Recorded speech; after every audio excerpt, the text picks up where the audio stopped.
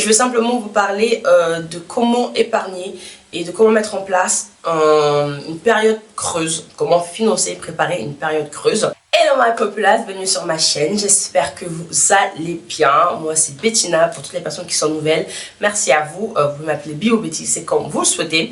Et pour toutes celles qui reviennent, c'est très gentil, merci et welcome back. Pour tous celles et ceux, d'ailleurs, il n'y a pas que le défi, j'espère. Bref, aujourd'hui, on revient avec une nouvelle vidéo finance et ça y est, je mets enfin une petite vidéo finance après avoir parlé pas mal sur la productivité, l'organisation, etc. et tout. Il est temps de parler un peu de finance parce que sur cette chaîne à la base aussi, on me connaît pour ça. Je vais pas rentrer dans les histoires de budget de finance ou du moins pas maintenant. Pour tous celles qui ne sauraient pas, une période creuse en finance, c'est une période où vous n'avez pas d'entrée. Vous allez quand même avoir des sorties, vous allez avoir moins de sorties, mais vous n'allez pas avoir d'entrée, donc c'est-à-dire vous n'avez pas de salaire, vous ne touchez pas de salaire, vous n'avez pas de revenus. Vous vivez que sur vos épargnes ou vos petites aides si vous avez chômage, etc. et tout, et encore ça reste une entrée, mais en général, une période creuse, vous n'avez vraiment aucune entrée, donc vous vivez que sur vos épargnes. Du coup, je vous ai organisé la vidéo en 6 points. Donc, la première chose à faire quand vous allez rentrer dans une période creuse, que vous avez vu que vous allez rentrer dans une période creuse, c'était mon cas l'année dernière. Je savais que j'allais partir en Italie officiellement. J'allais pas être à Paris, j'allais pas être en France pendant plusieurs mois et que je savais pas si j'allais trouver un travail automatiquement en arrivant en Italie parce que je n'étais pas partie avec un contrat d'embauche. Quand vous faites de l'expat, souvent vous partez avec un contrat d'embauche, ce genre de choses. Moi, j'ai simplement fait une immigration, c'est-à-dire que je suis partie immigrer en Italie pour une période donnée sans avoir quelque chose qui m'attendait là-bas, à part mon mec et ma chienne. Donc du coup, j'ai dû préparer mon arrivée sur place et le temps que ça allait mettre pour trouver un boulot. J'ai dû épargner et vivre sur mes épargnes. Je n'avais pas de chômage quand je suis partie en Italie. La première chose que j'ai faite, c'était de visualiser la période qui allait arriver et de voir vraiment de quelle date à quelle date. C'était de planifier, tout simplement, de faire une visibilité sur la chose et de planifier la période du début à la fin. Donc moi, ma période a commencé en juillet 2024 et je savais qu'elle partirait sur à peu près décembre, janvier 2025. Donc c'était pour moi logique de partir de 7 mois à peu près, donc de juillet 2024 à janvier 2025. C'est sur cette période-là que j'ai planifié ma période creuse financière. Une fois que vous avez planifié votre période creuse, il faut la préparer en amont. Donc là, on est sur le deuxième conseil. Préparer en amont, qu'est-ce que ça veut dire? Ça veut dire simplement calculer vos dépenses. Donc là, vous allez prendre vos petits relevés de compte et vous allez regarder sur les derniers mois qui sont passés, quelles dépenses vous avez. Et vous allez essayer de réduire au maximum vos dépenses. On va arriver dans la troisième partie après. Mais en tout cas, il faut la préparer en amont. Donc, par exemple, vous savez que vous avez, je sais pas moi, 1000 € de dépenses par mois. Et ben, vous savez que vous devriez avoir des épargnes qui vont plus ou moins tourner à 1000, 1200. Parce qu'il y a toujours une petite partie, je vous expliquerai après dans les prochains conseils de marge qu'il faut se mettre quand on planifie une période creuse parce qu'on n'est pas à l'abri de surprises. Donc vous allez vous dire que si j'ai 1000 € de dépenses au quotidien et que sur les 1000 € de dépenses je vais arriver à cette somme là en épargne, bah, il faut que vous planifiez cette somme là avec une marge tous les mois pendant votre période que vous avez déterminée en amont. La troisième étape, c'est celle de réduire au maximum vos charges mensuelles. Alors, par exemple, vous savez que potentiellement, vous allez être hébergé, donc vous n'allez pas payer de loyer, hop, vous enlevez la charge de loyer. Vous savez potentiellement que vous n'avez pas besoin d'avoir toutes vos dépenses mensuelles que vous aviez dans les activités physiques, à la salle de sport. Vous pouvez les retirer, peut-être votre Netflix, tout ça, vous pouvez les retirer parce que la personne a déjà Netflix, celle qui va vous héberger ou pas.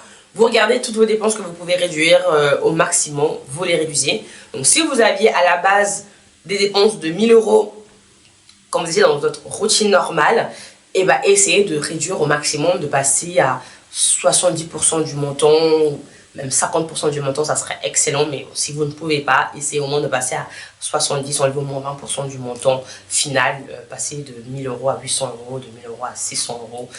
Vous avez 1000 euros à 500 euros, c'est encore mieux. Vous faites des économies au final de 500 euros qui n'est pas négligeable.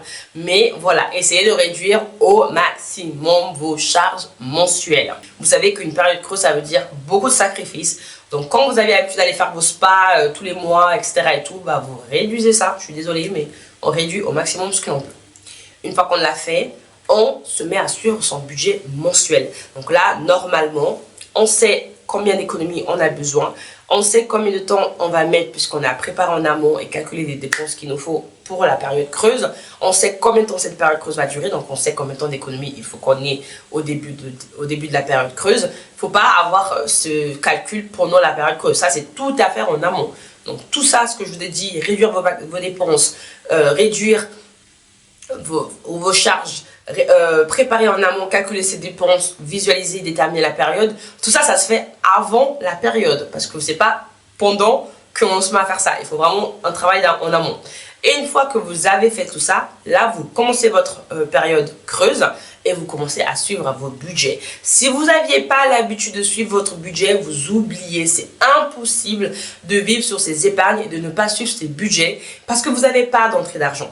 Donc, quand vous n'avez pas d'entrée d'argent, il faut absolument savoir où vous dépensez votre argent parce que vous avez une espèce de cagnotte, mais qui n'est pas illimitée. Elle a une fin, cette cagnotte, donc vous prenez dedans. Il faut savoir ce que vous prenez dedans parce que vous savez ce qui reste pour les prochains mois. Donc, préparer et prévoir son budget, suivre son budget plutôt par mois est nécessaire.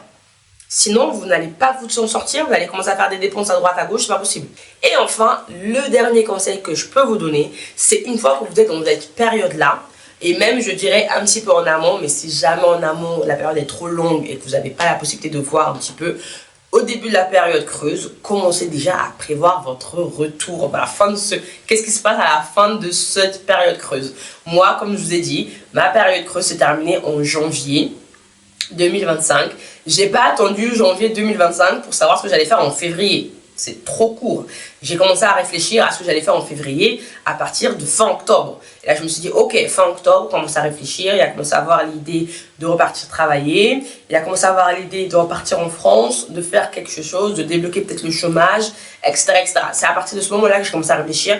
J'avais encore 3 mois de période creuse et j'ai commencé déjà à réfléchir à la suite de la période creuse. Donc, il faut toujours faire en amont. De toute façon, tout ce qui est finance, tout ce qui est budget, investissement, il faut le penser en amont parce que c'est que comme ça que ça fonctionne. C'est pas des choses que vous pouvez penser, réfléchir sur le moment. Il faut du temps pour mettre en place les choses là, pour que vous ne soyez pas pris par les surprises de la vie et que vous puissiez vous dire, ok, ça c'est bon, j'ai prévu ça et je ne suis pas surprise par ce qui se passe. Je pense que je vous ai donné tous mes 6 conseils pour pouvoir préparer au mieux une période creuse. Si jamais vous avez des questions sur comment je me refais aujourd'hui mon matelas de secours, donc là aujourd'hui on est reparti sur une autre période finance, mais là c'est plus une période creuse, là on est en train de mettre une période de retour, de remonter la pente financièrement et de me refaire un matelas de secours puisque du coup aujourd'hui j'ai une activité professionnelle en France pendant les prochains mois parce que j'ai un contrat CDD et du coup sur ce contrat là j'ai prévu un objectif finance sur la période du contrat CDD de me refaire mes économies et de prévoir aussi également l'après une fois que je vais repartir en Italie. Et pareil, on en a pour à peu près 6-7 mois de période, 6 mois et demi à peu près de période où je vais du coup, dès le début, là j'ai déjà mis en place tout ce qui va se passer. Dès le moment où j'ai eu le contrat, j'ai refait mes calculs, j'ai vu le budget que j'avais actuellement, mes dépenses, ce que j'allais avoir comme reste et j'ai commencé à voir qu'est-ce que je pouvais épargner, quel sera le montant final que j'épargnerai à la fin de cette période financière où je vais refaire mon matelas de secours. On en parlera un petit peu plus dans les prochaines vidéos au fur et à mesure. Là, on vient à peine de commencer cette période d'activité financière, activité professionnelle du coup. Ça fait 3 semaines même pas, donc je me prends le temps, mais je vous en parlerai dans une prochaine vidéo. Mais là, en tout cas, j'avais simplement envie de revenir sur ma période creuse parce que oui, de juillet 2024 à janvier 2025, j'ai vécu sur mes épargnes. Je n'ai eu aucun chômage, aucune perception de salaire. C'était vraiment moi et mes épargnes. Et c'était quand même très très long. Et là, aujourd'hui, je suis quand même assez contente qu'on puisse avoir une autre activité physique pour remettre un petit peu du beurre dans les épinards. Voilà, bah écoutez, c'est la fin de la vidéo. J'espère que vous aurez aimé cette vidéo. Si c'est le cas, n'hésitez pas à mettre des petits pouces en l'air comme d'habitude.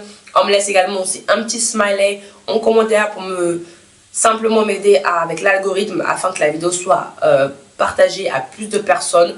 On parle de budget, on parle de finances, on parle d'organisation. Ce sont des choses qu'on a tous à gérer au quotidien et je pense que ça peut intéresser plus d'entre nous. Donc n'hésitez pas à m'aider à référencer cette vidéo avec des petits pouces en l'air et un petit commentaire. Si vous n'avez pas envie d'écrire des phrases et je peux le comprendre, un petit smiley qui sourit, un petit smiley, un gars qui me met un pouce en l'air, un petit ok, peu importe. Sentez-vous créative. Je ne sais pas. Je pense qu'à partir de la prochaine vidéo, on va essayer de mettre des petits smileys à mettre comme ça pour le temps qui arrive jusqu'à la fin de la vidéo. Ça pourrait être intéressant et je verrai ceux qui regardent la vidéo jusqu'à la fin ou pas. Voilà. Du coup, bah écoutez, moi je vais vous laisser ici. Je vous souhaite une très bonne journée, une très bonne soirée, peu importe l'heure à laquelle vous me regardez, comme d'habitude. Et puis, on n'oublie pas de s'abonner également aussi, d'accord? On est sur un objectif développement des réseaux sociaux. Moi, de mon côté, je viens avec du contenu que j'espère intéressant et qui peut être super intéressant pour vous et aussi vous aider au quotidien. Et vous, de l'autre côté, vous devez me le faire comprendre en me motivant à continuer à vous faire du coup ce contenu-là. Donc, on n'hésite pas, on s'abonne, on laisse des pouces en l'air et puis on commente pour référencer la vidéo. Et moi, je vous retrouve dans une prochaine vidéo. D'ici là, portez-vous bien. Ciao ma populace.